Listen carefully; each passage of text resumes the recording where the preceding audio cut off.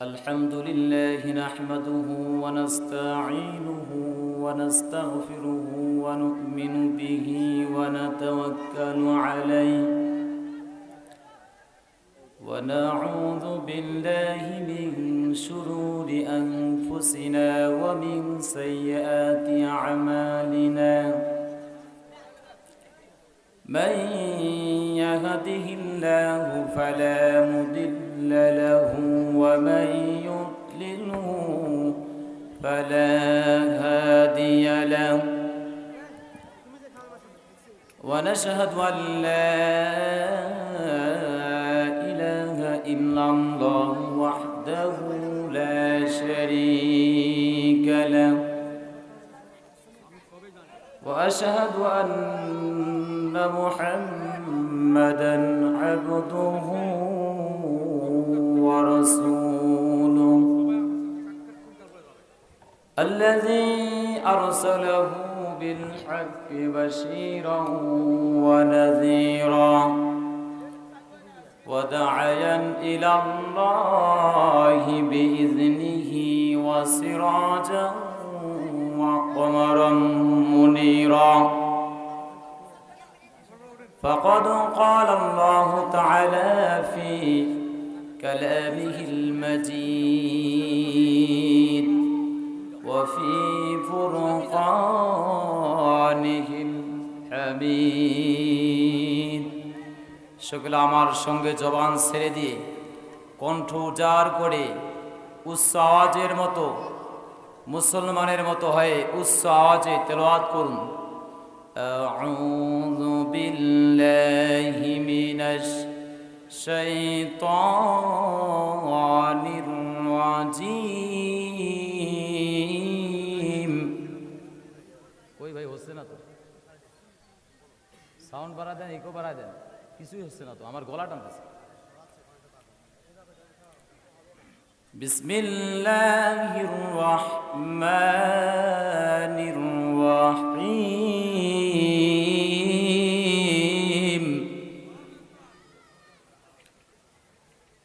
ولقد بعثنا في كل أمة رسولا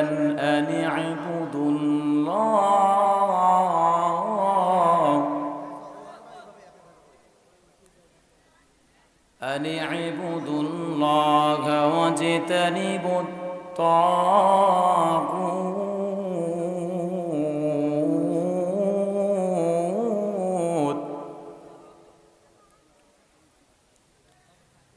فمنهم من هدى الله ومنهم من حقت عليه ضلاله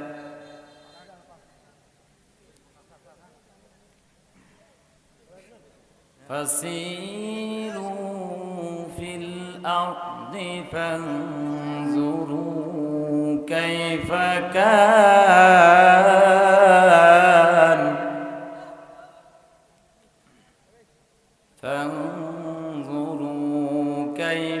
كان عاقبة المكذبين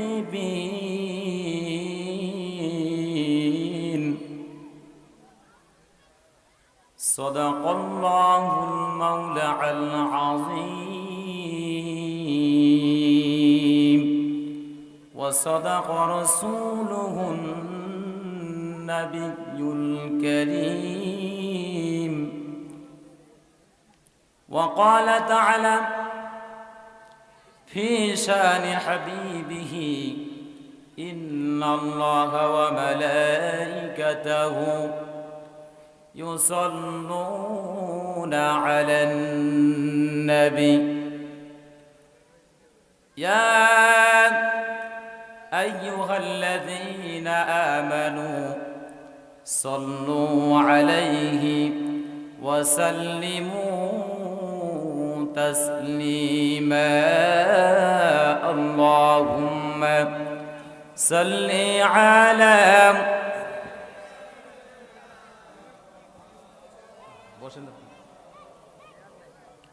وعلى آل سيدنا مولانا محمد هنيف طم बुलबुल का तरन्नुम भी न हो जमने दहर में कलियों का तबस्सुम भी न हो बलगल उलाबी कमालिही कशफत तुजा बिजमालिही हसनत जमीअ खिसालिही सल्लु अलैहि वआलिहि और बुलबुलिया बिसुबसुल लेके घराई के गुल की बू करते थे बहुम वब्तगू बलगल उलाबी कमालिही कशफत तुजा बिजमालिही हसनत जमीअ खिसालिही सल्लु अलैहि वआलिहि अल्लाहुम्मा आमीन रब्बना ظلمنا أنفسنا وإن لم تغفر لنا وترحمنا لنكونن من الخاسرين ربنا وجعلنا مسلمين لك ومن ذريتنا أمة مسلمة لك وارنا مناسكنا وتب علينا إنك أنت التواب الرحيم يا رب العالمين আমরা কতগুলো গুনাহগার তোমার দরবারে গভীর রাত্রে আরামের ঘুমকে ত্যাগ করে আল্লাহ একমাত্র তোমার ভালোবাসায় তোমার রাসূলের ভালোবাসায় ইয়া রব্বুল আলামিন আমরা তোমার কোরআনের আলোচনা শুনতে এসেছি ইয়া রব্বুল আলামিন মেহেরবানি করে আল্লাহ আমাদের তামাম জিন্দেগীর গুনাহগারকে maaf করে দাও ইয়া রব্বুল আলামিন মেহেরবানি করে আল্লাহ এই মাহফিলের যারা ইন্তজাম করলেন আর শোনার জন্য যারা আসলেন মেহেরবানি করে সবাইকে তুমি দিনের জন্য কবুল আর মঞ্জুর করে নাও ইয়া রব करम तो अगर करे ओ बात जुबा को जू दिल बर असर करे सुबहान रब्बिक रब्बिल इज्जति अम्मा यसिफून व सलामुन अलल मुरसलीन वल्हम्दुलिल्लाहि रब्बिल आलामीन আমার যুবক ভাইরা আমার কলিজার টুকরা ছোট ছোট স্নেহের ভাইরা উপস্থিত আছেন আলেম ওলামা বিন্দু আরো উপস্থিত আছেন জাতির বিবেক সাংবাদিক ভাইরা পুলিশ প্রশাসনের ভাইরা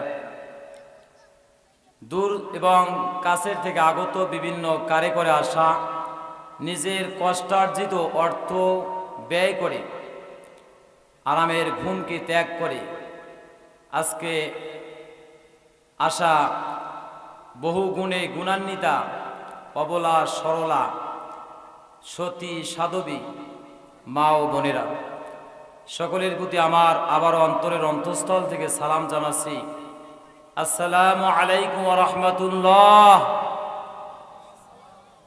আমি কি সালাম দিলাম কবরস্থানে নাকি? এখানে সালামের জবাব যেভাবে দিচ্ছেন আপনারা ঘুম গেছেন মনে হয়। এখানে কোরআনের আলোচনায় আপনারা আছেন, আপনারা কি বোবা নাকি? আমি সালামটা দিলাম, সালামের জবাবটাও পেলাম না, আফসোস মুসলমান। আর এখানে কোরআনের আলোচনা হচ্ছে। আসসালামু আলাইকুম ওয়া রাহমাতুল্লাহি তাআলা ওয়া বারাকাতুহু। কেমন আছেন আপনারা? আলহামদুলিল্লাহ, আমিও ভালো আছি ভাই। তো সেই আল্লাহ রাব্বুল আলামিন ইজ্জত আপনাকে আমাকে হাজার হাজার লোক থেকে যাচাই করে বাছাই করে পবিত্র কোরআনের মাহফিলে আসার, বসার, শোনার, বোঝার তৌফিক এনায়েত করলেন। আমরা সেই রবের দরবারে লাখো কোটি শুকরিয়া জ্ঞাপন করি। সকলে বলে আলহামদুলিল্লাহ, বলি রব্বানা লাকাল হামদ হামদান কাসীরান তয়্যিবান মুবারাকান ফীহি। বিশ্ব মানবতার দূত যিনি সাইয়্যিদুল কাউনাইন, খতামান নাবিয়্যিন, নবীদের নবী, রসুলদের রসুল, আমরা সেই নবীর প্রতি সংক্ষেপে দরুদ শরীফ জানাই। সকলে বলি সাল্লাল্লাহু আলাইহি ওয়াসাল্লাম। প্রিয় ভাই সব, আমার আজকের এই মাহফিলের অনেক সমস্যা। আমি যারাই যে ধরনের আলোচনা করুক, বক্তাকে নিয়ে গালিগালাজ, কটূক্তিমূলক ভাষা, এ ধরনের ইসলামে নাই। যারা এ ধরনের আচরণ করে তাদের চরিত্র মুনাফিকদের সঙ্গে, তাদের সঙ্গে মুনাফিক আব্দুল্লাহ বিন উবাইর স্থান হবে। ঠিক কিনা বলেন? এই বাংলার জমিনে মুনাফিক যদি থাকে, আমি কোন আলেমকে কটাক্ষ করতেছি না, এই বাংলার জমিনে শুধু নয়, এই সারা পৃথিবীর ভিতরে মুনাফিকদের স্থান আর কাছে হবে না। প্রিয় ভাই সব, আমরা এখন জাগ্রত মুসলমান। আমি কাউকে কটাক্ষ করে বলবো না, শুধুমাত্র কথা হবে কোরআন থেকে। যদি কারো বিরোধে যায়, আমি ইমরানের দেখার সময় থাকবে না। ঠিক কিনা বলে? যারাই মানবে না কোরআন থেকে, আমি দলিল দিয়ে কথা বলবো। যারা মানবে না, আমি মনে করব তারা ওই দলের লোক। প্রিয় ভাই সব, আমি কোনো কিছু কথা বলবো না। আমি গালিগালাজও জানি না। আমি সরলভাবে আমি মানুষ হয়েছি। আমি কাউকে কোনোদিন আপনারা বলতে পারবেন, আমার তো এলাকার লোক, যে আমার সঙ্গে কোনোদিন কারো দ্বন্দ্ব আসছিল? কি বলতে পারবেন? পিছনের লোক ভাই আপনারা বলতেছেন না, কি বলতে পারবেন? প্রিয় ভাই সব, আজকে আলোচনা হবে কোরআন থেকে। আমরা সবাই রাজি আছি তো? যদি কারো বিপক্ষে যায় সমস্যা আছে, যদি কারো পক্ষে থাকে তাও সমস্যা আছে। আমি কোনো রাজনৈতিক বক্তব্য জানি না ভাইজান আমার। আমি সরাসরি কোরআন যা আছে তাই বলতে পারি। আমি তাই বলার চেষ্টা করব। আমি কোনো বড় আলেম না। আমি এই যে মনে করেন আপনাদের মতো সাদা সিধা মানুষ, আমার কোনো এলেম নাই। প্রিয় ভাই সব, আমি কোনো ভূমিকায় কথা বলবো না। আজকে রাত অনেক হয়ে গেছে, মানুষ অধীর আগ্রহে। যাই হোক, যা হয়েছে হয়েছে, আমি আর ওই বিষয়ে কোনো কথা বলবো না। সরাসরি আমরা এখন আলোচনা শুনবো। ঠিক কিনা বলেন? প্রিয় ভাই সব, আমি একটা আয়াত তিলাওয়াত করেছি, আমার সঙ্গে পড়েন। আউযু বিল্লাহি মিনাশ শাইতানির রাজীম। বিসমিল্লাহির রাহমানির রাহিম। ওয়ালাকাদ বা'আসনা ফী কুল্লি উম্মাতির রাসূলান আন ই'বুদুল্লাহা ওয়াজতানিবুত তাগুত ফামিনহুম মান হাদাল্লাহু ওয়া মিনহুম মান হাক্কাত আলাইহি ad-dalalah ফাসিরু ফিল আরদি ফানজুরু কাইফা কানা আকিবাতুল মুকাজ্জিবিন। আল্লাহু আকবার। এই আয়াতের অর্থ হচ্ছে, আল্লাহ রাব্বুল আলামিন বলেন, ওয়ালাকাদ বা'আসনা ফী কুল্লি উম্মাতি রাসূলান, আমি অবশ্যই প্রত্যেক জাতির ভিতরে একজন করে রসূল প্রেরণ করেছি। যে শুধু তাদের কাজ হলো, তোমরা বলবা তোমাদের জাতিকে যে একমাত্র আল্লাহ ছাড়া কোনো ইবাদত চলবে না এবং শয়তানের আনুগত্য চলবে না। সুবহানাল্লাহ বলেন। এই কথার দ্বারা কেউ হেদায়েত আল্লাহ রাব্বুল আলামিনের পক্ষ থেকে পেয়েছেন, আর কেউ পথ ভ্রান্তি হয়েছেন। আর আল্লাহ রাব্বুল আলামিন বললেন, ফাংজুরু, তোমরা তাকিয়ে দেখো পৃথিবীর দিকে যারা মিথ্যাবাদী ছিল, আমার আয়াতকে অবিশ্বাস করেছিল, তাদের অবস্থা আমি কি করেছি। প্রিয় ভাই সব, মাত্র দুইটা কথা আমি বলতে নিচ্ছি।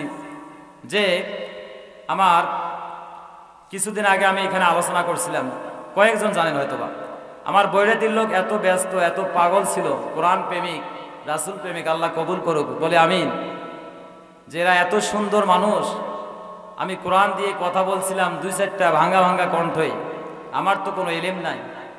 তারপরও এরা শুনতে পারে নাই, মানুষের কাছে শুনেছে যে ওখানে ইমরান আলোচনা করেছে, তাই তারা এসে ঘুরে গেছে, শুনতে পারে নাই। আমাকে অনেকজন ফোনে বলেছে, সাক্ষাতে বলেছে, হুজুর আপনার আলোচনা শুনতে পারিনি, আফসোস।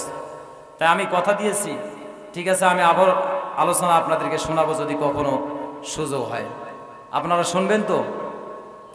প্রিয় ভাই সব, আলোচনা আমরা শুধু কোরআন থেকে আলোচনা আসবো, কারো বিপক্ষে পক্ষে যাওয়ার কোনো কথা, আমরা বাইরের কথা বলবো না, ঠিক কিনা বলেন? হ্যাঁ, কথা হবে বাইরে, কিন্তু এক্সাম্পল হিসেবে 2-4টা কথা বাইরে থেকে আসতে পারে। প্রিয় ভাই সব আমার, আল্লাহ রাসূল সাল্লাল্লাহু আলাইহি সাল্লাম তিনি যখন পৃথিবীর ভিতরে আসলেন, তার পিতা জন্মের আগেই তো মৃত্যুবরণ করেছে। ভাইজান আমার ভালো করে কান লাগান। আল্লাহ রাসূলের মা পৃথিবীতে আসার পরে 7 বছর পরে তিনিও আবার ইন্তেকাল করলেন, তিনি আবারও এতিম হয়ে গেলেন। এমনি তো বাপে হারা এতিম, আবার মাতা হারা এতিম হয়ে গেলেন। ভাইজান আমার ভালো করে কান লাগান। এমনি করেন আল্লাহ রাসূল সাল্লাল্লাহু আলাইহি সাল্লাম কষ্টের ভিতরে তিনি লালিত পালিত হতে লাগলেন। তার কোনো পয়সা ছিল না। ওই সময় কিতাবের ভিতরে লেখা আসলো যে আরব সমাজের ভিতরে যদি লেখাপড়ার বা স্কুল কলেজের কোনো সিস্টেম থাকতো, তাহলে আল্লাহ রাসূলের লেখাপড়ার কোনো সুযোগ হতো না। কারণটা কি? অর্থের সংকট, অর্থ নাই, পয়সা নাই, কেমনে লেখাপড়া করে? তাই তো তিনি কি করলেন, এত কষ্টের ভিতরে লালিত পালিত হলেন তার আচরণে। ওই সময় কোনো শিক্ষা প্রতিষ্ঠান ছিল না, কোনো মক্তব ছিল না, কোনো স্কুল ছিল না, কলেজ ছিল না, ভাইজান আমার ইউনিভার্সিটি ছিল না। ওই সময়ের ভিতরে আরব সমাজে একটি জিনিস প্রথা ছিল, একটি জিনিস চালু ছিল, কাব্য চর্চা। কি বলেন? কাব্য চর্চা বোঝেন না আপনারা? কবিতা চর্চা। কবিতা চর্চা করতাম, আর মানুষেরা বসতো, এ নিয়ে সমাবেশ বসতো। আর যারা কাব্য রচনা করত, নতুন ধরনের উত্তম উত্তম কাব্য নিয়ে তারা প্রাধান্যতা অর্জন করেছিল। ভাইজান আমার, কিন্তু আল্লাহ রাসূল সাল্লাল্লাহু আলাইহি সাল্লাম তেনার এমন আল্লাহ রাব্বুল আলামিন রুচি দিয়েছিলেন, তিনি কোনো কাব্য চর্চাও করেন নাই, আবার কোনোদিন ও ধরনের মজলিসে বসেন নাই। আল্লাহু আকবার। প্রিয় ভাই সব, তার আচরণে আরববাসী এত তৃপ্তি পেয়েছে যে তাকে কি বলছিল? আলামিন বলে বিশ্বাস করত, সত্যবাদী বলে বিশ্বাস করত। তিনি যখন 40 বছর হয়ে গেল, আল্লাহ রাব্বুল আলামিন এই ব্যক্তিটার, নিরক্ষর ব্যক্তিটা মুখ দিয়ে আল্লাহ রাব্বুল আলামিন কোরআন নাজিল করে দিলেন। সুবহানাল্লাহ। প্রিয় ভাই সব আমার, 40টা বছর পরে, ঠিক 40 বছরে আল্লাহ রাব্বুল আলামিন কোরআন নাজিল করলেন আল্লাহ রাসূলের উপরে। কোরআন যখন আসলো, তখন আরবের নেতৃস্থানীরা আল্লাহ রাসূলের এবং তার অনুসারীদেরকে আর কোরআনকে উৎখাত করার জন্য তারা প্রচেষ্টার কম করল না। এই প্রচেষ্টার কম করে নাই, শুধু তাই নয়, আল্লাহ রাসূলকে পৃথিবী থেকে বিদায় করার জন্য তারা ষড়যন্ত্র করেছে। প্রিয় ভাই সব আমার, ভালো করে কান লাগান। এই ষড়যন্ত্র করার পরে আল্লাহ রাসূলকে আরবের বড় একজন নেতৃস্থানীয় সর্দার ছিলেন, তাকে বলা হয় ওলিদ উতবা ইবনে রাবি।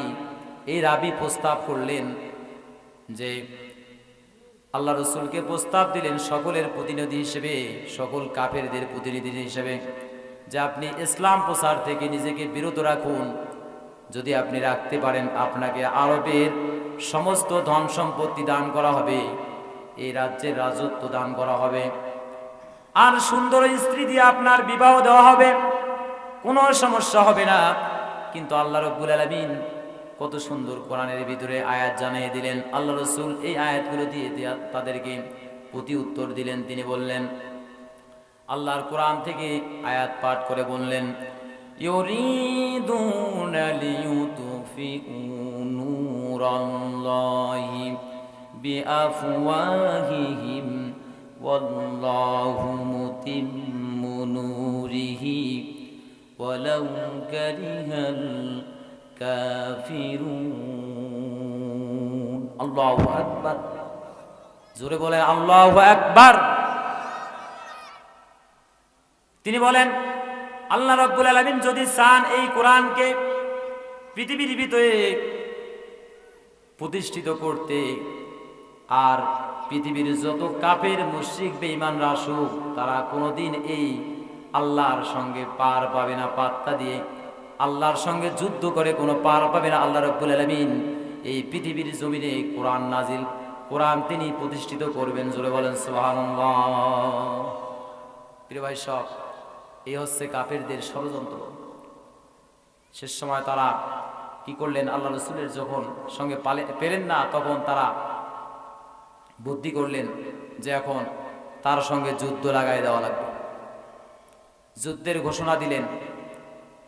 এ থেকেও যখন তারা আল্লাহ রসুলের সঙ্গে পেলেন না, তখন মক্কার কাফেরেরা কি করলেন, চিন্তা করলেন যে এই মক্কার গণ্ডি পেরিয়ে যখন আরবের বিভিন্ন স্থানে যখন এই কোরআন চালু হয়ে যাবে, এই কোরআনের কথার মুহাম্মাদের কথা বলেন সাল্লাল্লাহু আলাইহি সাল্লাম, এই মুহাম্মদ সাল্লাল্লাহু আলাইহি সাল্লাম এর কথা যখন মক্কার বাইরে চলে যাওয়ার পরে হজের মৌসুমে আসন্ন মানুষদের কানে যখন পৌঁছে যাবে, তখন আমরা কি বলবো? তাই তারা একটা পরামর্শ সভার আয়োজন করলেন। ওই সভার ভিতরে আরবের কাফেরদের একজন নেতৃস্থানীয় বড় সর্দার ছিলেন, তার নাম ছিল ওলীদ ইবনে মুগীরা। তেনাকে সমস্ত কাফেরেরা বললেন সমস্যার কথা, যে এই লোকের সম্পর্কে যখন বাইরে থেকে আসার লোকগুলো জিজ্ঞেস করবে, তখন আমরা কি বলবো? আপনি এমন একটা ভেবেচিন্তে একটা উত্তর দেন যে উত্তরটা আমরা সবাই দিতে পারব। তখন ওলীদ ইবনে মুগীরা তিনি চিন্তা গবেষণা করে বললেন, তোমরা বলবা যে এই লোকটা হচ্ছে পাগল, অর্থাৎ বলবা জাদুকর। এই লোকটা কি জাদুকর, কারণ সে পিতামাতার, পিতা পুত্র স্বামী স্ত্রীর ভিতরে গন্ডগোল লাগাই দিতে পারে, বিভেদ সৃষ্টি করতে পারে। তাই তারা সবাই একমত হলো যে তারা এই কথাই বলবে। নজর ইবনে হারেস নামে এক লোক, তিনিও ছিলেন আরবদের একজন সর্দার। তিনি বললেন, তোমরা এক বিপদের সম্মুখীন হচ্ছ, তোমরা এই লোকটার বিরুদ্ধে এ কথা বলবা, কিন্তু তোমাদের সামনে এই লোক যৌবনকে পার করেছে, এই লোকের আচার আচরণে সবাই তৃপ্ত, কিন্তু আজকে তোমরা এই লোকটার বিরুদ্ধে কথা বলতেছো যে তাকে পাগল বলতেছো।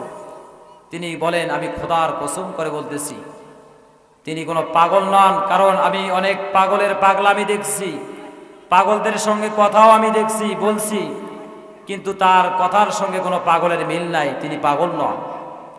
আমি অনেক কবি দেখেছি, অনেক কবিদের কবিতা আমার মুখস্থ আছে, কিন্তু আমি তাদের কবিতার সঙ্গে আল্লাহ রসুলের কোনো কবিতার মিল খুঁজে পাই নাই, তার বাণীর আমি কোনো কবিতার মিল খুঁজে পাই নাই। তোমরা তাকে আজকে তোমরা বলতেছো জাদুকর, জাদুকর অনেক দেখেছি, কিন্তু তার জাদুর, তার বাণী যে তিনি কোরআন শরীফ তেলাওয়াত করেন, তার তেলাওয়াতের ভিতরে আমি কোনো জাদুর কোনো প্রভাব পাই নাই। সুতরাং তোমরা নিজেকে বিবেককে চিন্তা করো আর এই লোকটাকে মানো। আব্দুল্লাহ কি আবু যর রাদিয়াল্লাহু তাআলা আনহু তিনি বলেন, আমার ভাইয়ের নাম হচ্ছে আনিস, তিনি একবার মক্কায় গেলেন। তিনি এসে আমাকে বললেন যে মক্কায় একজন ব্যক্তি নিজেকে আল্লাহ রসুল বলে দাবি করেছে। আমি জিজ্ঞেস করলাম লোকেদের সম্পর্কে, এ সম্পর্কে ধারণা কি? তিনি বললেন, আমাকে কেউ কবি বলেছে, কেউ পাগল বলেছে, কেউ জাদুকর বলেছে। আনিস বলেন, আমি যতটুকু খেয়াল করলাম লোকটার দিকে, আমার বিশ্বাস হয়ে গেল তিনি কোনো জাদুকর নন, তিনি কোনো পাগল নন। লোকেরা যা বলতেছে সব কিছু তো আছে মিথ্যা, ভুল ধারণা। আবু জাহল রাদিয়াল্লাহু তাআলা আনহু বলেন, আমি আমার ভাইয়ের কথা মতো আমি মক্কায় চলে এলাম। চলে আসার পর আমি কি করলাম, এই মক্কার ভিতরে 30টি দিন আমি শুধু অপেক্ষার প্রহর গুনলাম, 30টি দিন অপেক্ষা করলাম। আর এই 30টা দিনের ভিতরে কোনো খাবার ছিল না, শুধু জমজমের খাবারগুলো আমি, জমজমের পানিগুলো শুধু আমি খেলাম। আর এই পানি খেয়ে আমার শরীরে কোনো দিন তো আমার শরীর কোনো দুর্বল আসলো না, আমার কোনো দিন ক্ষুধা আর পিপাসাও লাগে নাই। সুবহানাল্লাহ। প্রিয় ভাই সব আমার, তিনি বলেন, আমি একবার শেষ পর্যন্ত কাবা শরীফ থেকে বের হয়ে আমি লোকদেরকে বললাম যে আমি রোম এবং পারস্যের বড় গুণী জ্ঞানী বড় ধরনের লোকদের সঙ্গে আমি কথা বলেছি, তাদেরকে খেয়াল করে দেখেছি যে তার সঙ্গে তাদের কোনো কথার মিল নাই। তিনি যে কোরআন শরীফ তেলাওয়াত করেন, জীবনে আমি এই ধরনের কোরআনের তেলাওয়াত জীবনে আমি শুনি নাই। আমি তার কোরআন শরীফের তেলাওয়াত শুনে আমি এত মুগ্ধ হয়ে গেলাম যে এত সুন্দর কিতাব নিশ্চয় আমিও স্বীকার করে নিলাম, আর তোমরাও স্বীকার করে নাও, লা ইলাহা ইল্লাল্লাহু মুহাম্মাদুর রাসূলুল্লাহ। তাহলে বলো যে তোমরা আমার এই কোরআনের মতো 10টি সূরার মতো সূরা নিয়ে আসো, আর আল্লাহ ব্যতীত যত সাহায্যকারী আছে সবাইকে ডাক দাও, যদি তোমরা সত্যবাদী হয়ে থাকো। কিন্তু ভাইজান আমার, কোরআনের সঙ্গে চ্যালেঞ্জ করে কেউ পার পেয়েছে নাকি? জোরে বলেন, পেয়েছে নাকি? কারণ এটা হচ্ছে কার কিতাব? জোরে বলেন, কার কিতাব? আল্লাহ রাব্বুল আলামিনের কিতাব। আল্লাহ রাব্বুল আলামিন বলেন, তানজিলুম মির রাব্বিল আলামিন। একমাত্র যিনি সারা বিশ্বের প্রতিপালক, তার পক্ষ থেকে আল্লাহ রাব্বুল আলামিন এই কিতাব নাজিল করেছেন, তার পক্ষ থেকে এই কিতাব নাজিল হয়েছে। জোরে বলেন সুবহানাল্লাহ।